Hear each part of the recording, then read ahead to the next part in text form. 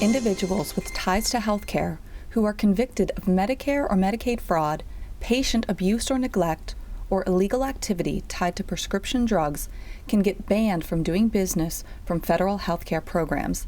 This is called an exclusion, which means these individuals will no longer get paid through federal healthcare programs. Under the Social Security Act, the OIG is required to exclude certain individuals from participation in federal healthcare programs.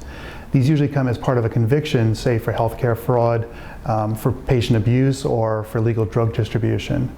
The OIG also has the authority to exclude individuals and entities under permissive authority, which gives us a little bit more discretion as far as to whether we impose the action or not. It is an investigative process from our standpoint. It is not just a rubber stamping of the individual's underlying conduct. A provider can appeal the decision through an HHS legal system. Mandatory exclusions can last for a minimum period of 5 years or more, depending on the egregiousness of the crime. It's important to note that an exclusion also impacts employers.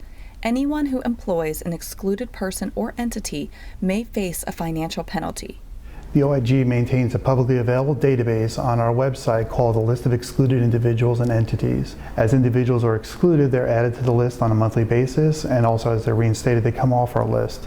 This is important to employers because they're required, if they are a healthcare employer, they need to make sure that the current employees as well as the new hires are not excluded. Though most exclusions have a set time period, reinstatement into federal healthcare programs is not automatic. Providers must request reinstatement forms and send them to the OIG for review.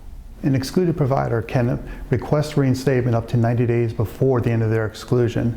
They would have to contact the Office of Inspector General, request a copy of a reinstatement application, complete the application, send it in to us. We'll consider that as well as part of the investigation that we're going to conduct prior to making a final decision.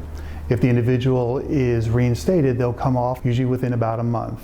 If the person is denied reinstatement, they will have to wait a year before they can reapply. A lot of this information can be found on the OIG website at oig.hhs.gov.